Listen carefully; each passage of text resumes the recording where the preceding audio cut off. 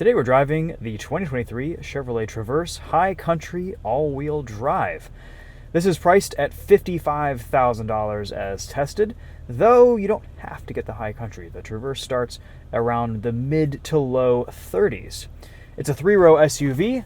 It's massive in here, absolutely cavernous for this class of midsize SUV. In this High Country trim, it can tow up to 5,000 pounds pretty comfortably.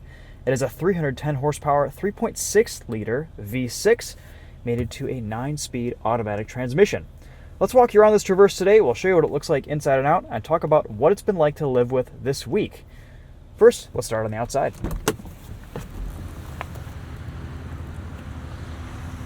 This Traverse is painted in radiant red Tintcoat, which is a pretty good looking color, a $495 option. We have 20-inch alloy wheels, a redesigned, facelifted front end. Not a bad looking SUV in my opinion. Nothing too exciting or sexy about the design here, but it is very, very functional, and that plays into the interior of this Traverse as well. Let's start in the back here. I'll show you what type of cargo space we get. Pretty nice low loading floor. Got another storage bin underneath here, and then underneath this is even a spare tire. Look at that. Third row seats folded down, lots of room. And if you fold the second row seats down, it's ridiculous how much space you have in here to put stuff. Captain's chairs in the second row. Look at that. Enormous. But let's pop up that third row, take a look, and see what it's like to sit back there. Seats fold up nice and quickly.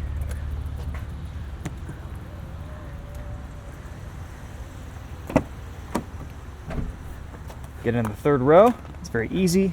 You just tilt this passenger rear seat forward and it'll come back into its previous position. Put the headrests up. I'm 5'10". I fit back here with a little bit of headroom to spare. And you've got a little bit of a pass-through between these two captain's chairs to get out between the middle if you so choose. USB port, little cup holder, decent amount of room behind the third row to put some things if you need to.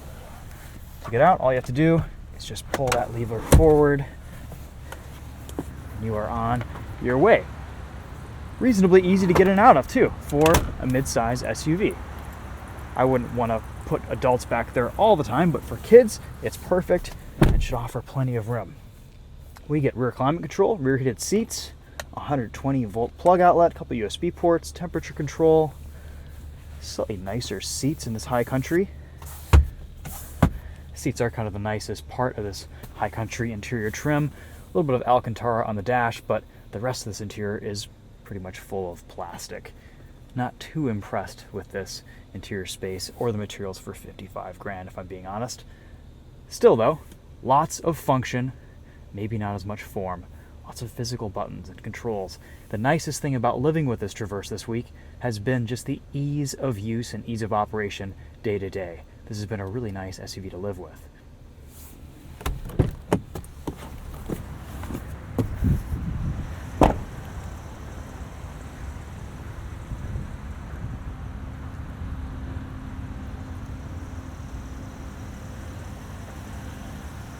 Let's pop the hood, take a look under at that 3.6-liter V6.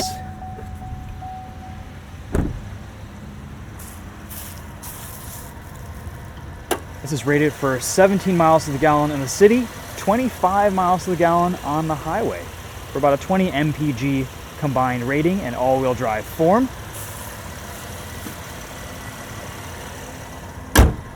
Takes 5W30 oil and regular fuel. To make use of that 5,000 pound tow rating, all you have to do is just pop this little panel off here. You've got two clips that undo, and this should just come right out. Look at that. Easy. There you go. Very convenient to pop out and easy to pop back in at a moment's notice.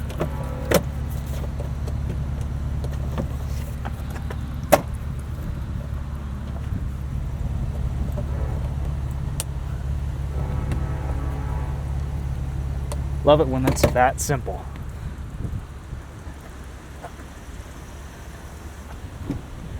All right, let's hop inside, show you around the front seat, and then we'll take this for a drive. Here's your key fob. Simple buttons to lock, unlock, start the vehicle, pop the tailgate. And as I said earlier, plenty of physical controls and easy to use buttons in this interior. We've got a button here to turn on and off stop start at a light, our parking brake, a traditional shifter, nice high res, reverse cameras, forward facing cameras. You can make your camera full screen or split screen with a 360 view. Physical knobs, buttons for climate control, heated and ventilated seats, fan speed. Nice amount of cargo space here too. Pretty average size, maybe a little bit larger than average size glove box. We get a digital rear view mirror, dual pane sunroof, or sunroofs, which is part of the high country package. Nice big visor with a mirror, 3 memory seat settings, an auto up-down window for the driver's side, and all the other windows just auto down. And then we have a hidden secret compartment. That's neat. You can stash stuff back there or have your infotainment raised up at more eye level while driving. Also has wireless CarPlay and Android Auto. GM's screens have always been a little bit low contrast at extreme viewing angles, extreme being where the driver and the passenger are located, and they look a little bit better head on, but of course no one sits here, so would like GM to improve that at some point. Not the best display, but it's very functional, it's pretty responsive.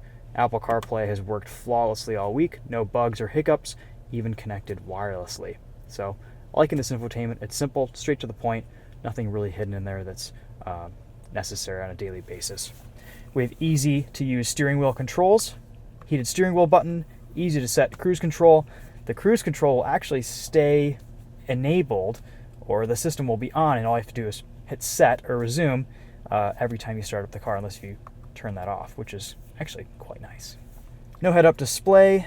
We get a digital center cluster and then analog gauges on the left and the right for our tachometer and our fuel and coolant temp. The center gauge, we can see a bunch of different options from fuel economy, tire pressures, oil change intervals, trip odometers. We'll just leave it on the speedo for now. And I think you can cycle a little bit back and forth between some more info displays. Yeah, just your regular stuff, info, audio, navigation, etc. Down here we get a couple cup holders, wireless charging, 2 more USB Type A ports, an aux cable port. You don't see those in cars as often anymore. Pretty basic stuff in here. You have a control down here to set the max height of the tailgate when it lifts up. You can do max, 3/4, or off. All right, I think that about covers everything that I want to talk about with the interior. Let's take this for a drive.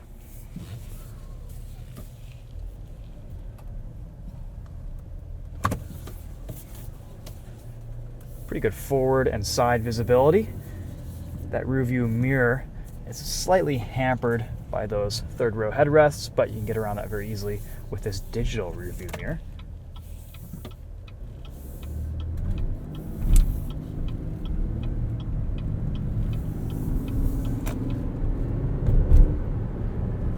This 9-speed automatic is smooth. The V6 actually kind of sounds pretty good under full acceleration. The rest of the time it's reasonably quiet. Pretty smooth powertrain, no complaints there. Suspension is comfortable even on these 20-inch wheels. And I do like the brake pedal in this Traverse. You get just a small amount of braking force right at the top of the pedal, and it just very linearly increases from there.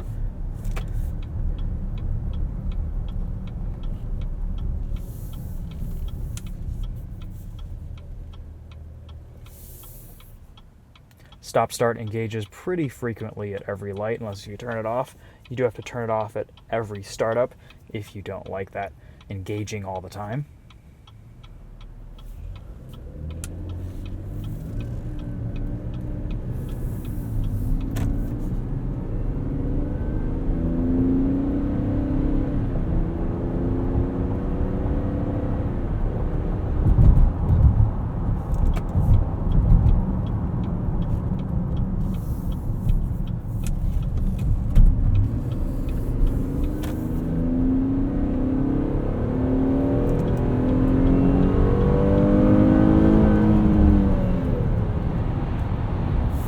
little bit of wind noise on the highway, but it is pretty windy out today, so kind of an extreme case. Cruise control is super easy to engage and adjust. You can change your following distance, gap adjust, near, medium, and far right here on the steering wheel. It says lane keep assist, but no steering assist system really.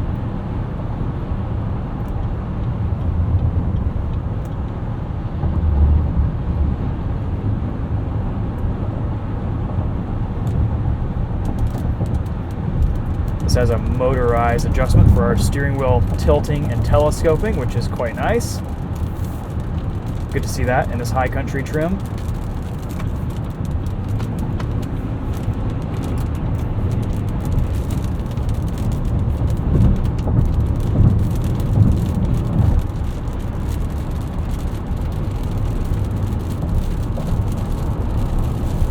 Suspension is maybe on the floatier side, but it is comfortable. Nothing special in the handling department.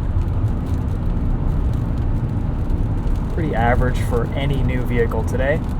Capable enough around a corner, but not necessarily inspiring, fun, or exciting to drive.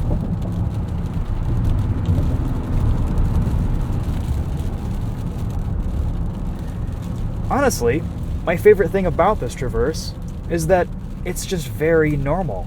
It's very much an appliance of a car. You get in, it's easy to operate, you go, it takes you to your destination, you're comfortable, it has a decent sound system, which we'll test here in a little bit. It's quite a bit more spacious and practical than some other options in this class. This high country trim is probably a bit expensive for my tastes, but again, like I said, you don't have to get the high country. There are lots of other trims in the low to mid 30s that should work out just fine for most buyers.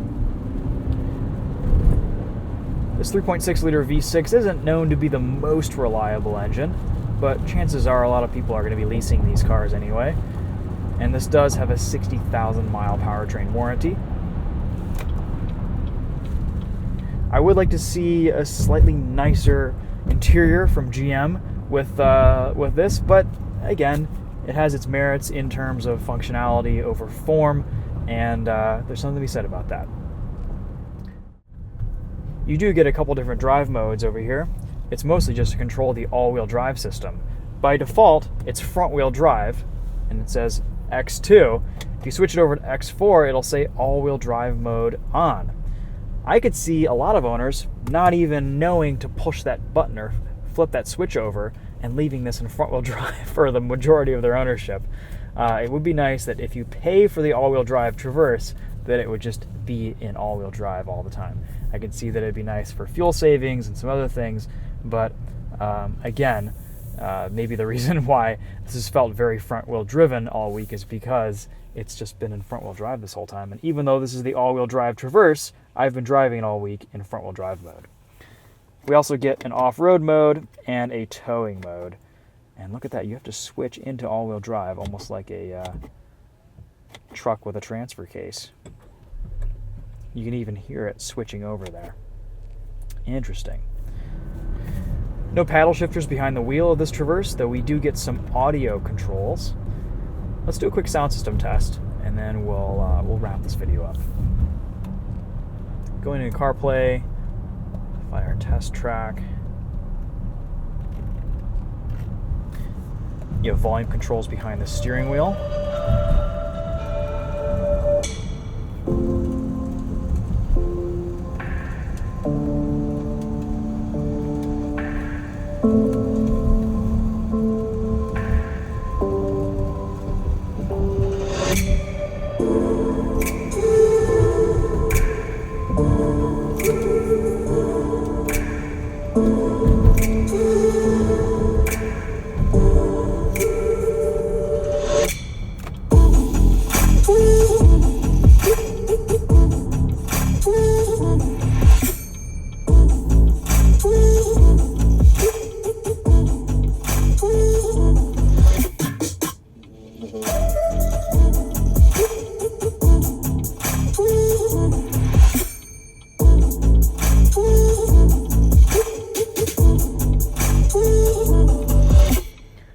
This Bose sound system is just all right.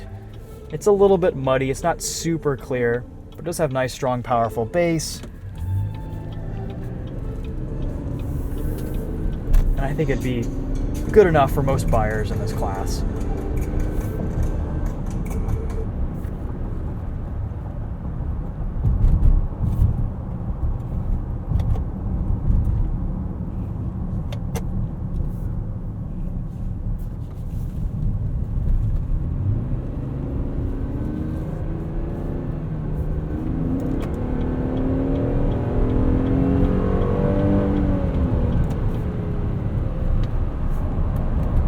Now all-wheel drive is engaged. We are cornering in this Traverse.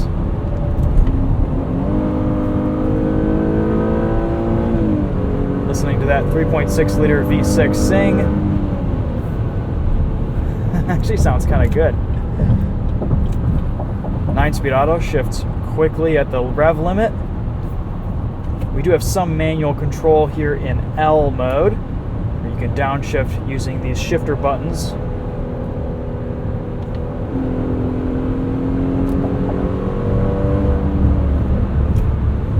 Probably realistically only something you're going to be using while towing or descending a mountain pass.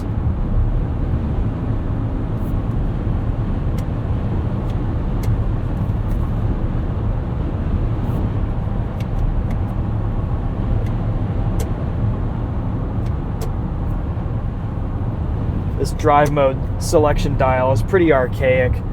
There's a long delay between what you do and what shows up on the screen and what happens, but I honestly don't think most people will be using it very much.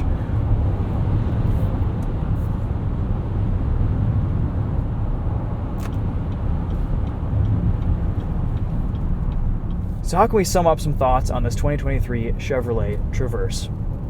I've actually had a pretty good time in this week. A super easy SUV to live with.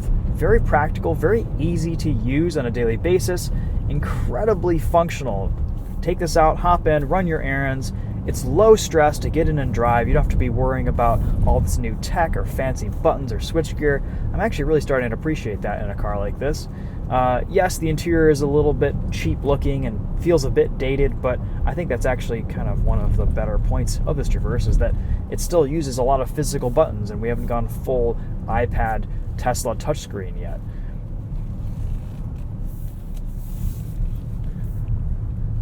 I think for a lot of people who need something that can tow, haul the kids, maybe isn't as big as a full-size Tahoe or as expensive as a Tahoe, this will check a lot of boxes for a lot of buyers. There are probably some pretty decent lease deals out there on these, and for low to mid 30s, for a LS or LT model, it might be a pretty decent buy. It's maybe not the vehicle that I would pick to hold on to for 10 or 15 years, but as a lease option or maybe a shorter term purchase, a pretty nice vehicle to live with day to day. All right, guys, that's going to be it for this one. Thanks for watching. Let me know if you have any questions in the comments. We'll see you in the next video. Take care.